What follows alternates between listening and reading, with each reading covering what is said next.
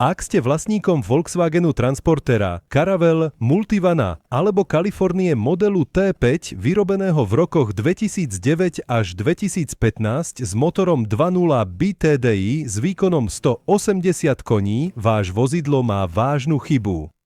Motory týchto aut po prejdení približne 100 000 km dokážu už spaľovať aj liter oleja na každých 1000 km. Navyše sa v nich objavujú problémy s nízkym tlakom oleja a keď ich ignorujeme, dochádza k zadretiu motora. Prečo sa to deje? Čo je príčinou? Ako to možno opraviť? O tom je tento film. Hlavnou príčinou tak rýchleho opotrebovania motora CFCA sú drobné kúsky hliníka, ktoré sa dostávajú do spaľovacích komôr motora, teda do valcov. Tieto fragmenty hliníka sú v dôsledku tlaku panujúceho vo valcoch počas práce motora vtlačené medzi piesť a valec, kde pôsobia ako brúsny papier. Poškodzujú hladké povrchy valcov a piesty, následne sa dostávajú do oleja a spolu s ním sú privádzané ku všetkým mazaným častiam motora, čo spôsobuje ich postupné zadieranie. Presne tak, ako keby sme pridali piesok do motorového oleja. Tu vidno vertikálne ryhy na stenách valca. Kvôli týmto ryhám sa olej namiesto správneho stierania spaľuje. V dôsledku toho vzniká popol, ktorý navyše spôsobuje zapečenie krúžkov v piestoch. Zapečené krúžky už takmer vôbec nestierajú olej, takže jeho spotreba rastie. Odkiaľ sa berú tieto kúsky hliníka vo valcoch? Vysvetľujeme v ďalšej časti filmu.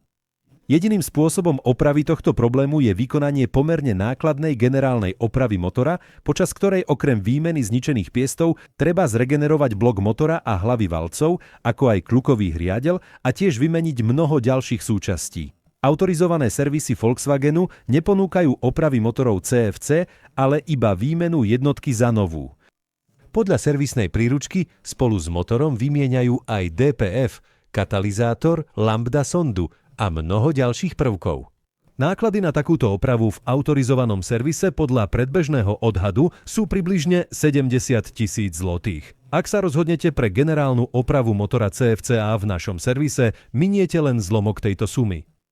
Vzhľadom na rôzny stupeň opotrebenia prvkov motora a stav podzostav príslušenstva motora, konečná cenová ponuka opravy motora je možná až po jeho vybratí z auta a rozobratí na časti a preskúmaní ich stavu, ako aj otestovaní prvkov príslušenstva. Takže postupne. Samozrejme, aby vykonať generálnu opravu motora, je potrebné ho vybrať z auta. Ďalším krokom je overenie stavu komponentov príslušenstva motora, ktorých funkčnosť má priamy vplyv na chod jednotky. Prvky ako turbodúchadlá v tomto motore sú dve. Ak sú zadreté, čo sa bohužiaľ stáva veľmi často, musia byť zregenerované. Kontrolujeme tiež na špeciálnych skúšobných stoloch stav vstrekovačov a palivového čerpadla. To je veľmi dôležité, pretože nefunkčné vstrekovače by mohli zničiť zrekonštruovaný motor. Nové vstrekovače Bosch pre tento motor stoja približne 8 000 zlotých. Preto má hodnotenie stavu tvojich vstrekovačov obrovský význam pri rozhodovaní o oprave alebo výmene motora. Ak sa tvoje vstrekovače ukážu ako nefunkčné, oprava motora môže byť už nerentabilná, pretože po pripočítaní nákladov na vstrekovače sa suma za celú operáciu priblíži k cene nového motora, ktorý je dodávaný s kompletnými vstrekovačmi. Teraz rozoberáme motor na časti. Všetky súčiastky umývame a hodnotíme ich stav, triediac ich na tie, ktoré sú vhodné na opätovné použitie, ktoré môžu byť zregenerované a na tie, ktoré musia byť vymenené. Kontrolujeme stav kľukového hriadela. Vo väčšine motorov tohto typu je opotrebenie hriadela také veľké, že si vyžaduje jeho brúsenie a použitie nadrozmerných ložísk. Kontrolujeme blok motora. Vo všetkých motoroch CFC je opotrebenie valcov v bloku motora také veľké, že je potrebné vykonať vyvrtanie pre piesty nadrozmerné 25 stotín alebo dokonca 50 stotín mm a niekedy sa stáva, že je potrebné vložiť nové vložky valcov. V motoroch, ktoré boli zadreté, je potrebné vykonať aj osovanie ložiska kľukového hriadela v bloku. Kontrolujeme tesnosť hlavy valcov v každom u nás opravovanom motore. Stáva sa, že hlava valcov je prasknutá. V takom prípade ju treba vymeniť. Kontrolujeme stav ložísk vačkových hriadeľov. Ak je opotrebenie nadmerné, je potrebné vykonať osiovanie hlavy valcov a v extrémnych prípadoch musí byť hlava valcov vymenená. Kontrolujeme stav ventilov demontovaných z hlavy motora. Ventily sú tiež veľmi často natoľko opotrebované, že ich treba vymeniť. Až po vykonaní týchto úkonov vieme, ktoré časti v tomto konkrétnom motore treba vymeniť a ktoré prvky je potrebné opracovať a ktoré prípadne môžu zostať staré.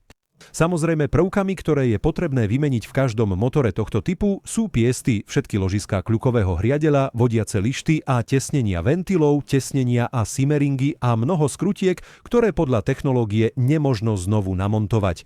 A teraz to najdôležitejšie. Ako som už povedal, spúšť v motore spôsobujú drobné častice hliníka, ktoré sa dostávajú do valcov. Ale odkiaľ sa berú? Pôvodcom tohto všetkého je chladič EGR. Ako je známe, vo všetkých moderných dízelových motoroch je časť výfukových plynov vypúšťaných motorom cez systém recirkulácie výfukových plynov zavádzaná späť do motora. Tieto plyny sú po ceste ochladzované v špeciálnom chladiči systému EGR.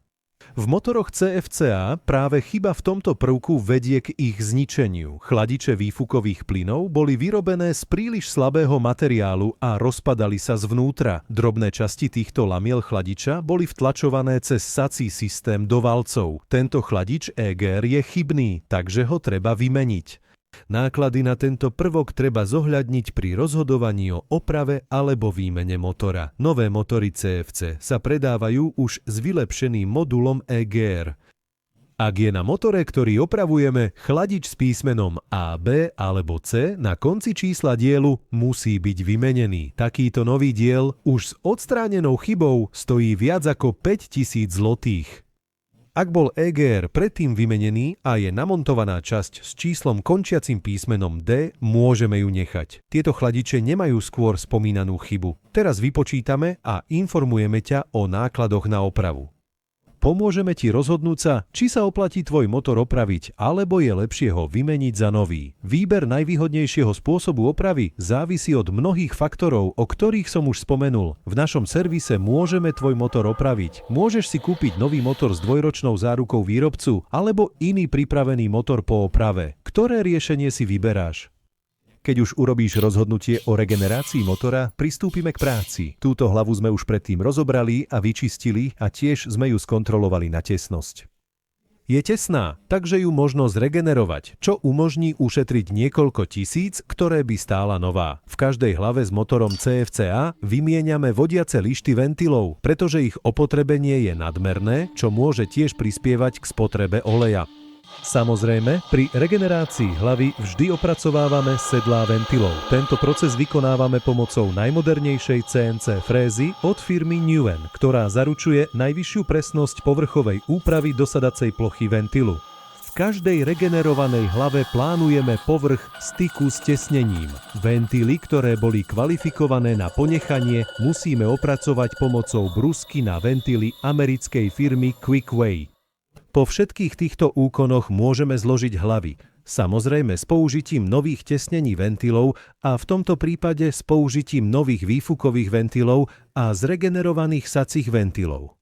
Teraz ešte skontrolujeme tesnosť ventilov a hlava je pripravená na montáž. Pristupujeme k regenerácii bloku motora. V tomto bloku je opotrebenie také veľké, že je potrebné vykonať druhý výbrus 50 mm, takže použijeme nadrozmerné piesty, ktoré sú pre tento motor dostupné. Vyvrtávame blok na rozmer nových piestov. Teraz ešte vyrovnávame povrch bloku, ktorý prilieha k tesneniu hlavy. Na záver samozrejme vykonávame dokončovacie opracovanie valcov, čiže honovanie. Po vykonaní týchto činností bude blok ešte definitívne očistený pred montážou. Teraz môžeme začať skladať. Montujeme nové trysky na striekanie oleja. Kľukový hriadeľ bol skontrolovaný, nebol krivý, niet divu, pretože nebol zadretý, avšak bol natoľko opotrebovaný, že vyžadoval prvé brusenie, takže bol podrobený opracovaniu. Hriadeľ po brusení, takže používame nadrozmerné ložiská. Firma Kolben Schmidt, ktorá je výrobcom dielov pre prvú montáž pre Volkswagen, vyrába aj takéto ložiská. Všetky upevňovacie skrutky, medzi inými podpery hriadeľa a ojnice a mnoho ďalších. Podľa technológie používame nové. Montujeme tesniace manžety kľukového hriadeľa. Samozrejme vždy nové. Montujeme piesty, ako som už spomenul, nadrozmerné. Samozrejme najvyššej kvality, teda od firmy Kolben Schmidt alebo Mahle. Piesty sme namontovali, teraz zmeriame, koľko vyčnievajú, aby sme vybrali hrúbku tesnenia pod hlavu. Je to tiež posledná príležitosť skontrolovať, či ojnice v našom motore nie sú skrátené. Ak je niektorá kratšia, treba ju vymeniť. A teraz zaujímavosť. Pamätáte si to? Áno. To je ten slávny modul vyvažovacích riadeľov, ktorého chyba spôsobovala zadieranie prvých motorov 2.0 TDI na čerpadlových vstrekovačoch v dôsledku straty mazania. V motoroch CFC sa tiež vyskytuje. Trochu vylepšili toto sedlo, je teraz hĺbšie, ale stále sa stáva, že sa opotrebuje, čo spôsobuje zastavenie olejového čerpadla a zadretie motora. Nechať tento modul by bolo príliš veľké riziko. Samozrejme, tieto hriadele je možné regenerovať, ale my sa zameriavame na lepšie a spoľahlivejšie riešenie. Montujeme novú olejovú pumpu poháňanú remeňom. Takú, ktorá je montovaná v motoroch 2.0 TDI s výkonom 140 koní. Je bezporuchová a výkonnejšia ako tá, ktorá tu bola namontovaná. Montujeme olejovú misu, vybrané tesnenie správnej hrúbky, takže môžeme namontovať hlavu. Samozrejme s použitím nových skrutiek.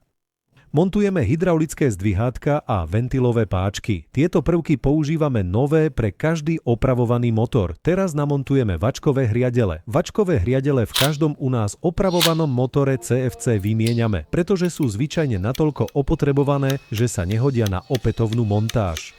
Na každý opravovaný motor používame nový kryt ventilov spolu s odvetraním. Priskrutkujeme vopred skontrolované vstrekovače a modul EGR výlučne s číslom 03L115512D ako Danuta. Takto zložený motor môžeme už vybaviť príslušenstvom a namontovať späť do auta. Tento proces ukazujeme v ďalšom filme na príklade nového motora, takže sa nebudeme opakovať, pretože všetky činnosti spojené s demontážou a montážou opravovaného motora sú identické ako pri novom motore. Ak sa vám tento film páčil, dajte palec hore a prihláste sa na odber nášho kanála. Sledujte aj ostatné filmy. No a samozrejme, využívajte naše služby.